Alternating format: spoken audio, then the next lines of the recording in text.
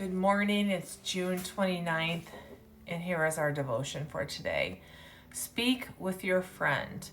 The Lord spoke to Moses face to face as a man speaks with his friend. Exodus 33:11. Prayer is relational. It is talking to someone you know.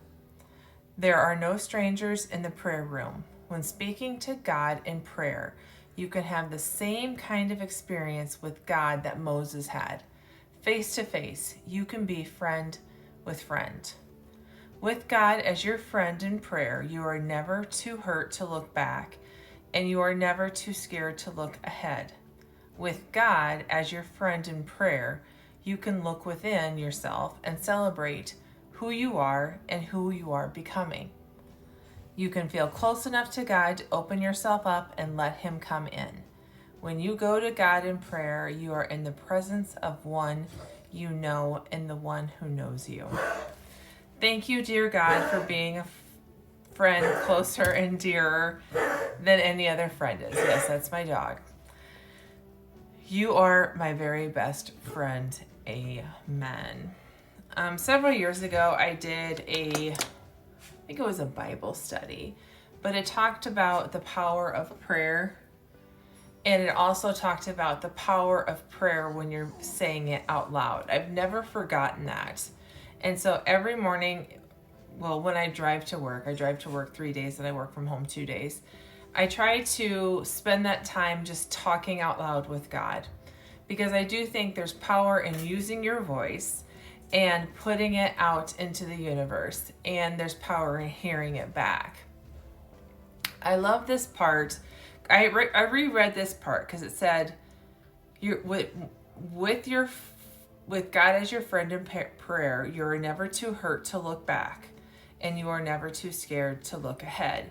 And I talk about this a lot, like not looking back and wishing you could change things. And so this is saying you are so in tune with God and God is within you that you can look back and reflect and not do the why did I do that, invoke that shame and guilt and negative talk.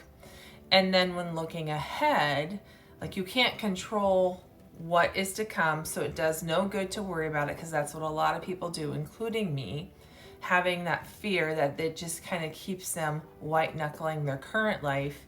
But it's saying that when you are with God, you can think about that and not be attached to any emotion. It's just what it is. It's, I wonder what's going to happen in the future. There's no negative emotion to it.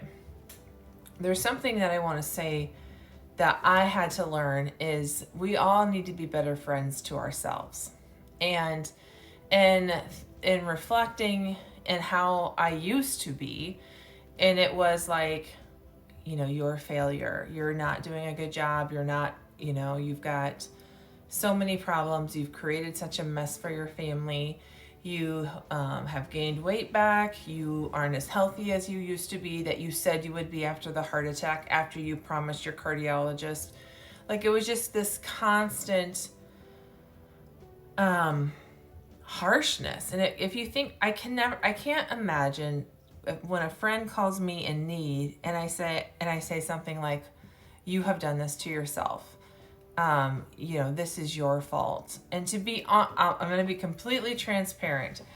I have said those things to myself. I have also had them said to me by people I love. So there was double damage there.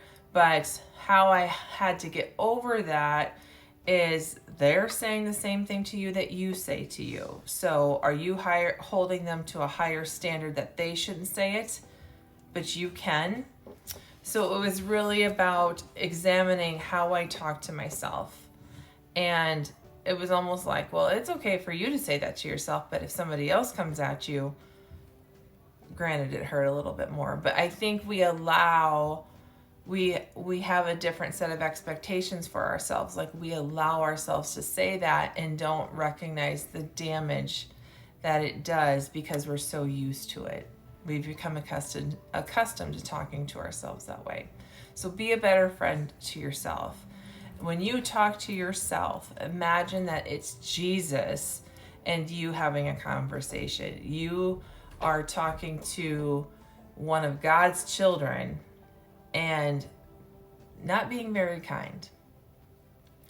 I hope you have a great day. I might do a second devotion today because there's some good ones, but thank you for being here with me. Bye.